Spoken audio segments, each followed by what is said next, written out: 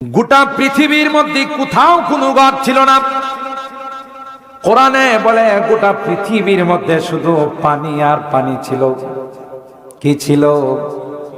বলেন বলেন, কি ছিল?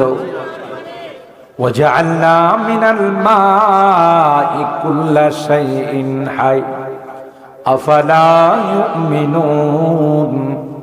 আল্লাহ বলেন পানির থেকে আমি আল্লাহ সব জিনিস বানাইছি। সুবহানাল্লাহ। ইতিহাসের কিতাবের মধ্যে আছে গোটা বিশ্বের মধ্যে শুধু পানি আর পানি ছিল। বন্যা আসলে যেমন দেখেন পানির মধ্যে ফেনা ওড়ে না।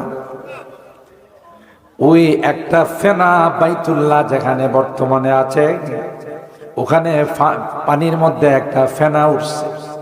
ওই ফেনার নিচের থেকে আল্লাহ পাক মাটির আবিষ্কার করলেন। জোরে কন্যা সুবহানাল্লাহ। কিসের থেকে?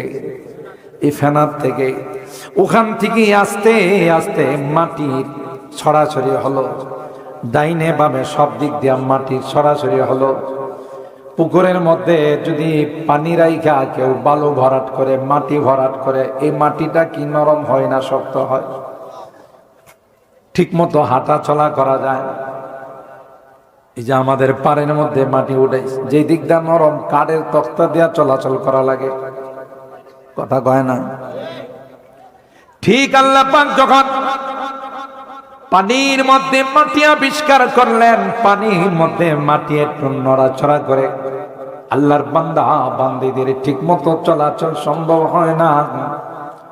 এই জন্য আল্লাহ পাক ওই মাটি বানাইয়া মাটির মধ্যে আল্লাহ পাক বড় বড় পাহাড় বানাই দিলেন। পাহাড় কে বানাইছে? সৌদি আরব যারা গিয়েছেন, গোটা সৌদি আরব মনে হয়